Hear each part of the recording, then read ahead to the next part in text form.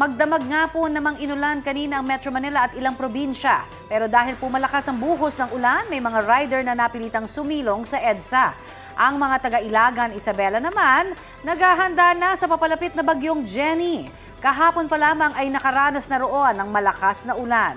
Naperwisyo naman ng rockslide ang maraming residente at motorista sa bayan ng Suyo, Ilocos Sur. Hindi madaanan ang kalsada dahil sa malalaking tipak ng bato. Isinisisi ang rockslide sa pag-uulan.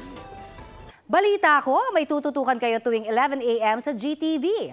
Alamin ang mahalagang balita at impormasyong dapat ninyong malaman sa Balita Ko tuwing Lunes hanggang Biyernes. Mag-subscribe din po sa GMA Integrated News sa YouTube. Sa mga kapuso naman abroad, maaari po kaming masubaybayan sa GMA Pinoy TV at www.gmanews.tv.